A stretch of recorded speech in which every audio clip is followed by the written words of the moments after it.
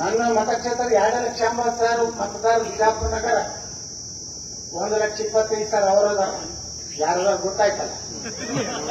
1,60,000 ನಮ್ಮಿಂದ ಅದಾರ. ಬೇಕಾದಾಗ ಹೊರಗಿಂದ ರೊಕ್ಕ ಕೊಟ್ಟು ಕಳ್ಸಿದ್ರು. ಮನೆ ರೊಕ್ಕ ತಗೊಂಡ್ರು, ಹುಡುಗರು ಇದ್ದವ್ರ ಡಾಬಾದಾಗ ತಿಂದ್ರು, ಹೆಣ್ಣು ಮಕ್ಕಳಿದ್ರೆ ಬಂಗಾರ ತಗೊಂಡ್ರು, ಸಿರಿ ತಗೊಂಡ್ರು, ಫೋಟೋ ಮುಗಿಸ್ಕೊಂಡು ಹೊಸ ಮಾಡಿ ಪಳ್ಳ ಕಮ್ಮನ್ನು ಹೋಗಿ ಬೋಟ್ ಹಾಕಿ ಮನೆ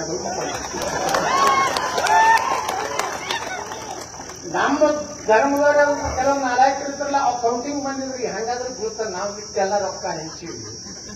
ರತ್ನಾಳ್ಗೋರು ಬೀಳ್ತಾನ ಈ ಸಲ ಮಣ್ಣಾಗಿಟ್ಟೆ ನೋಡ್ರಿ, ಅದು ನಡ್ಬೇಕಂತ ಬಂದಿದ್ರು. ಉಲ್ಟಾ ಮತ್ತು ಹೋದ 18ಕ್ಕಿಂತ 2,000 ಹೋಗಿ ಹೆಚ್ಚಿಗೆ ಬಿದ್ದು ಅವ್ರು ಮಾರಿ ನೋಡಬಾರ್ದಾಗಿತ್ತು. ಅದಕ್ಕೆ ನಾವು ಒಂದಾದೇವು ಅಂದ್ರೆ ಹೋಗಿ ಸ್ಥಿತಿ ಬೇಕಾಗಿಲ್ಲ. ಎಲ್ಲಿವರೆಗೆ ನೀವು ಗಟ್ಟಿ ಆಗುದಿಲ್ಲ, ಒಕ್ಕಟ್ಟಾಗುದಿಲ್ಲ.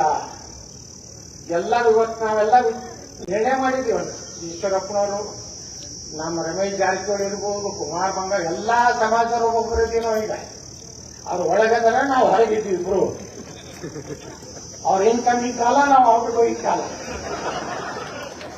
ಬರೋಬ್ಬರಿ ಮಾಡ್ತೀವಿ. ನೋಡಕತ್ತೀವಿ. 3 ವರ್ಷ ಐತಿ. ಅವ್ರು ಹೇಳ್ದಂಗ ನಾವ್ ಯಾರ್ದೋ ಕಾಲ ಹಿಡಿದಿಲ್ಲ.